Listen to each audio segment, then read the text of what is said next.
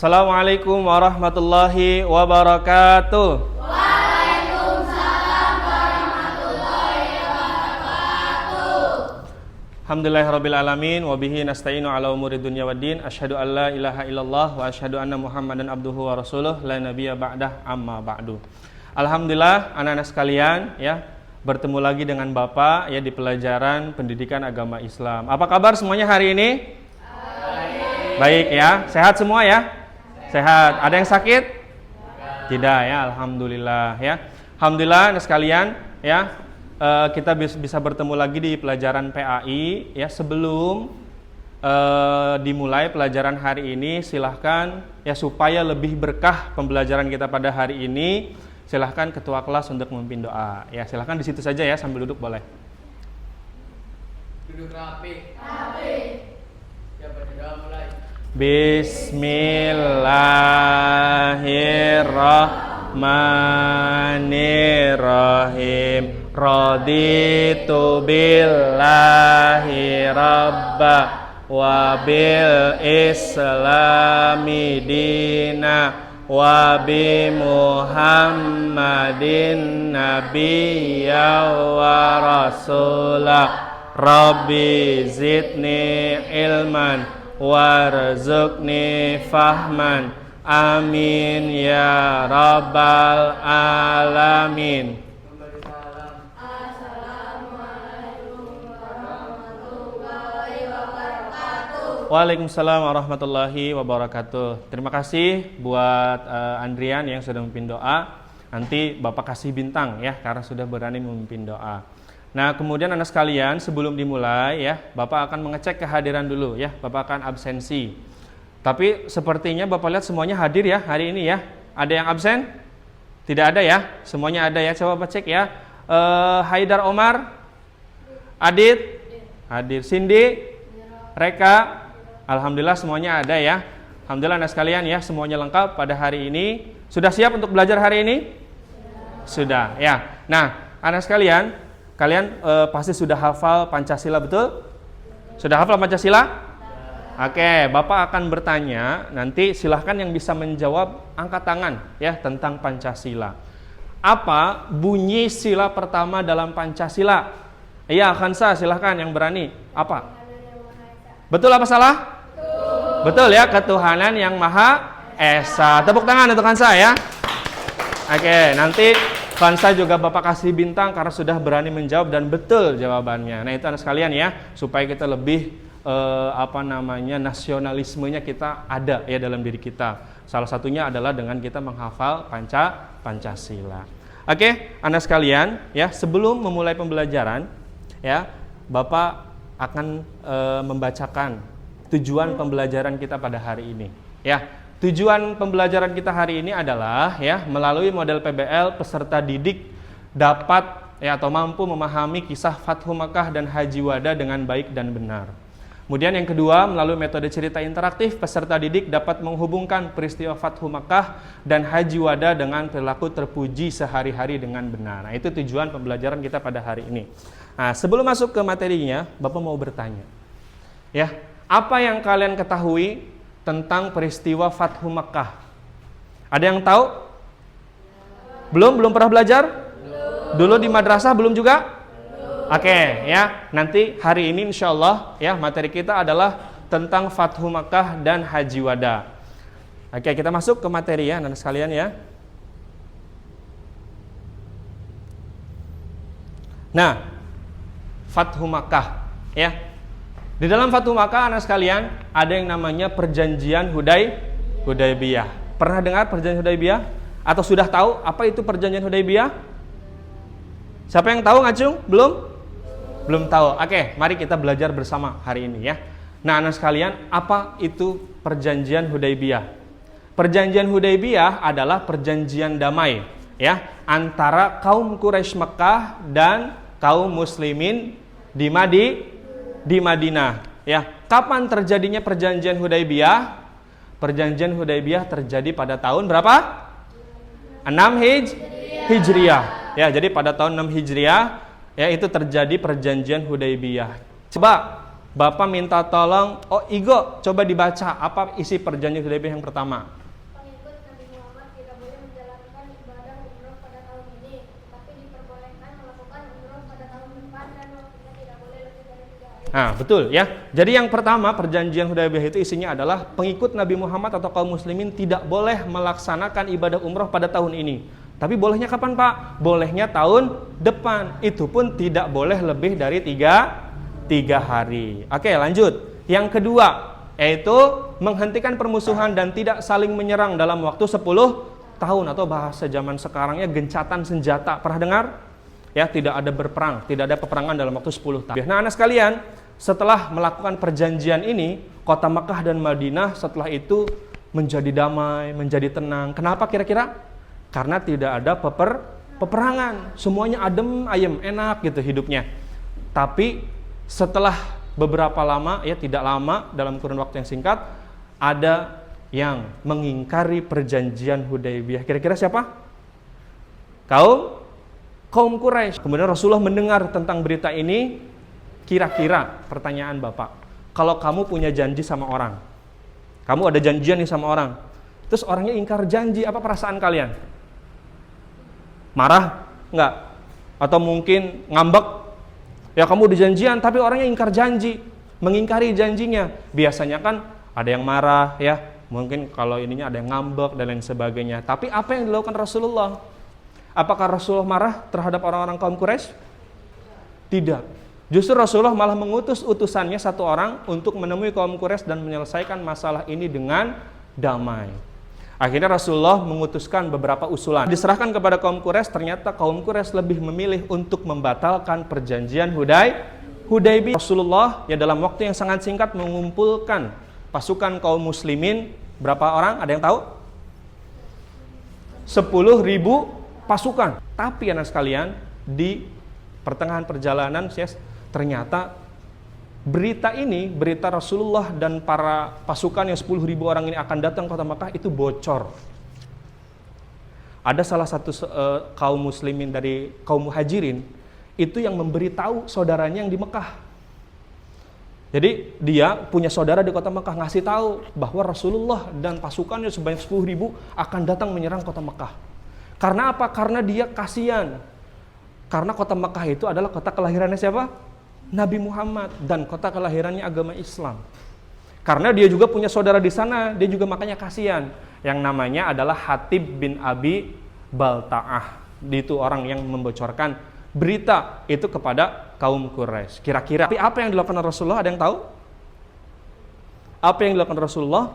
Rasulullah ketika tahu ada yang membocorkan berita ini, yaitu namanya Hatib bin Abi Balta'ah, Rasulullah dengan bijaksananya Rasulullah dan lembutnya hati Rasulullah memaafkan Hatib bin Abi Balta'ah. Mungkin kalau kita yang jadi pemimpinnya, si Hatib ini udah dibunuh bisa jadi. Kemudian Rasulullah dan pasukannya sebanyak 10.000 masuk ke kota Mekah dengan cara yang damai, dengan cara yang sangat santun. Ya, Rasulullah ketika masih kota Mekah, yang tadinya kaum Quraisy mengira bakal diserang habis-habisan oleh 10.000 pasukan, ternyata kaum muslimin datang ke kota Mekah itu dengan sangat damai, sangat tenang. Ya, bahkan tidak ada satu kerusakan pun yang dibuat oleh kaum muslimin. Nah, karena strateginya ini, strategi yang luar biasa bijaksana dari Rasulullah, ya, kaum Quraisy melihat kaum muslimin itu mereka terkagum-kagum. Wah, Islam luar biasa ya, gitu. Nah, inilah anak-anak sekalian yang dinamakan Fathu Makkah. Apa itu Fathu Makkah? Artinya Fathu Makkah adalah terbukanya kota Mekah untuk kaum muslimin, ya, suatu penaklukan kota yang tidak ada pertikaian atau peperangan sama sekali. Nah, karena strateginya Rasulullah ini, banyak kaum muslimin yang masuk Islam. Setelah itu ada ribuan orang yang masuk ke dalam Islam. Termasuk salah satunya adalah orang yang sangat membenci Rasulullah ketika itu. Siapa namanya? Abu Sufyan, pemimpin kaum Quraisy ketika itu. Dia ini benci banget sama Rasulullah. Nah, dan dalam peristiwa ini juga Rasulullah ya memerintahkan Bilal bin Rabah untuk apa? Mengumandangkan azan. Nah, itulah azan pertama yang dikumandangkan di kota Mekah ketika peristiwa Fathu Makkah. Oke, sampai sini ada pertanyaan?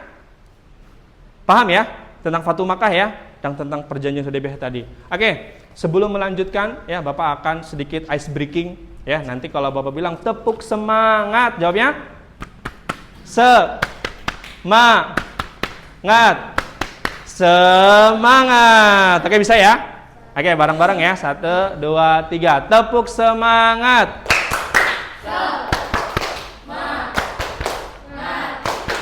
Semangat. Oke, terima kasih semuanya ya. Udah semangat semuanya? Udah ya? Nah, hikmah anak sekalian. Apa sih hikmah? Hikmah itu adalah pelajaran yang bisa kita ambil. Coba Reka, Bapak minta tolong dibacakan. Apa hikmah peristiwa Fathu Makkah? Yang pertama?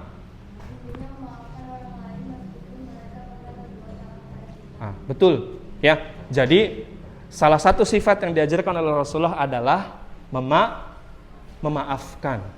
Tadi apa peristiwanya memaafkan? Ketika ada yang membocorkan strategi perang.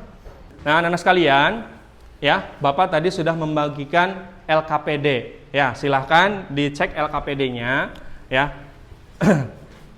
Berikutnya anak sekalian, kalau kalian sudah paham ya, Bapak akan bertanya kepada kalian ya. Ada 2 pertanyaan. Yang pertama, mengapa perjanjian Hudaybiyah menjadi titik awal menuju Fathu Makkah? Yang kedua, apa yang bisa kita pelajari dari keputusan Rasulullah dalam menghadapi pelanggaran perjanjian Hudaybiyah? Nah, anak sekalian, untuk menjawab 2 pertanyaan ini ya, 2 masalah ini, silahkan Bapak akan bagikan kamu ke dalam kelompok. Semuanya sudah dalam kelompoknya masing-masing ya? Sudah? Nah, kemudian tadi LKPD-nya sudah Bapak bagikan. Ya, tugasnya apa anak sekalian? Ya, untuk kelompok 1, diingat ya, kelompok 1 yang laki-laki, tugasnya adalah kalian membahas kisah Fathu Makkah dan nilai-nilai toleransi yang ditunjukkan oleh Rasulullah. Paham yang kelompok 1? Paham ya? Kelompok 2, tugasnya adalah membahas perjanjian Hudaybiyah dan pentingnya menepati janji. Silakan Bapak beri waktu 10 menit untuk berdiskusi. Nanti kalian cari informasinya ya dari buku paket atau dari internet, dari handphone juga boleh, silakan ya. Nanti kalian cari informasi, kemudian kalian tulis hasil diskusinya di LKPD.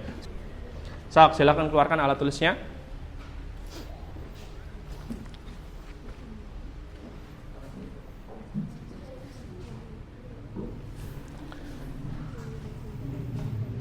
Silakan ditulis di bagian belakang LKPD-nya ya. Tulis hasil diskusinya. Ayo ditulis. Ayo, 1 orang nulis. Ya, boleh tulis di situ, silakan. Ya, silakan tulis ya. Nah, yang lain silakan aktif ya, jangan cuma 1 orang. Ya, silakan boleh sambil tanya jawab. Kalau ada yang tidak mengerti boleh tanyakan sama Bapak. Ya. Sekarang semua kelompok silakan mempersiapkan ya, nanti siapa yang akan membacakan hasil diskusinya ya, tunjuk 1 orang, kemudian nanti kalian dari masing-masing kelompok akan mempresentasikan di depan. Oke, silakan kalau sudah siap kelompok 1 dulu maju ya ke depan untuk mempresentasikan. Silakan ketua kelompoknya untuk mempresentasikan. Kami dari kelompok 1 akan membacakan diskusi kami. Kisah Fathu Makkah.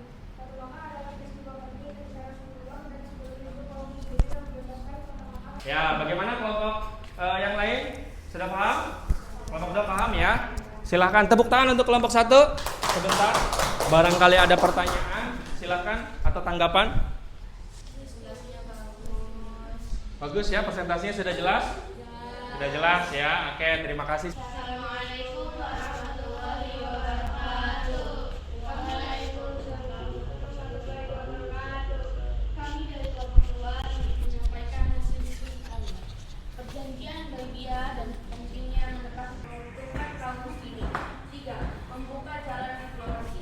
Perjanjian ini menjadi kunci penting untuk kemenangan Islam, seperti peristiwa Fathu Makkah. 4. Teladan Rasulullah. Rasulullah mencontohkan bahwa menepati janji adalah bagian dari keimanan.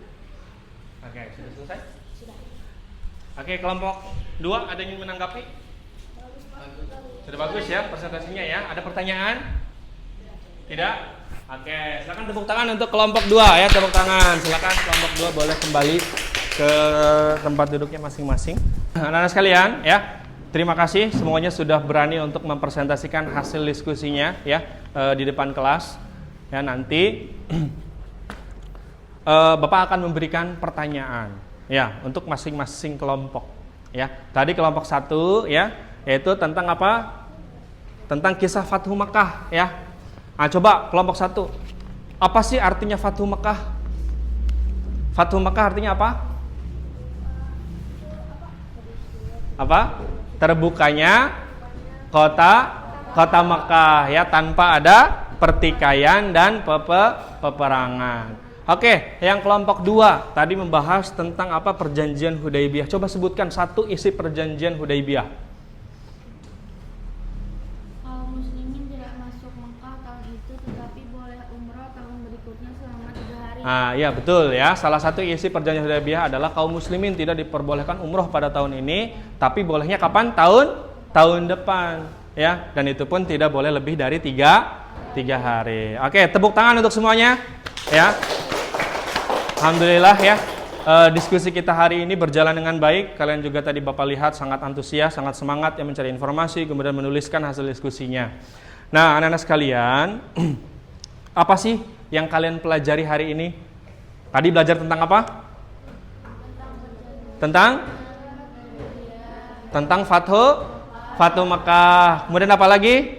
Perjanjian Hudaibiyah. Apa lagi? Peristiwa Haji Wada. Perjanjian Hudaibiyah terjadi pada tanggal berapa anak-anak? Pada tahun berapa? Tahun 6 Hijriyah ya.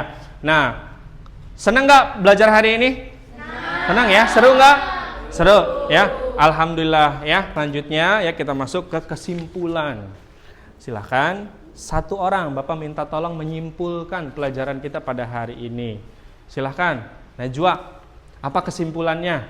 Fathu Makkah adalah peristiwa penting dalam sejarah Islam yang menunjukkan keberhasilan Rasulullah membebaskan kota Makkah Tanpa peperangan.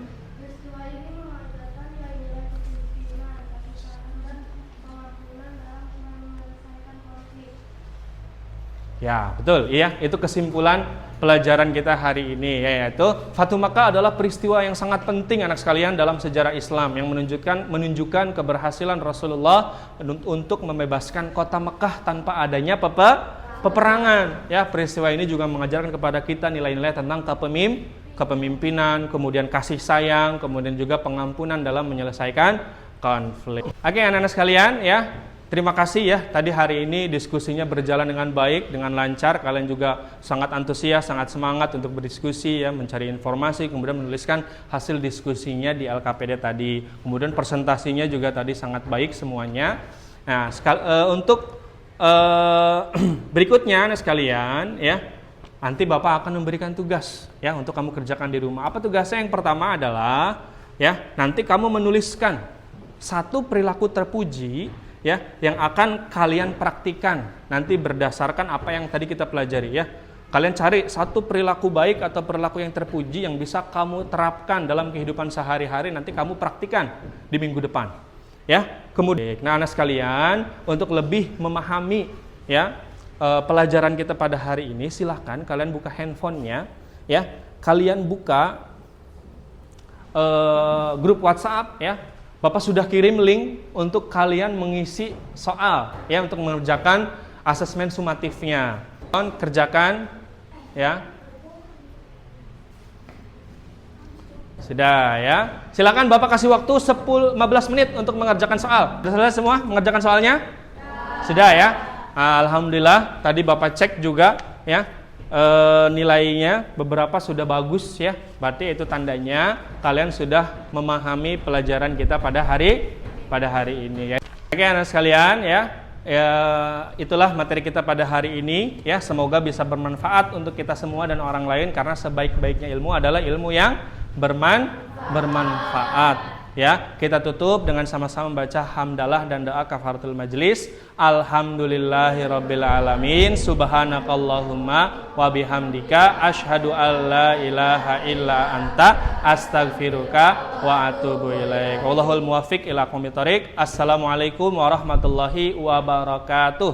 Waalaikumsalam.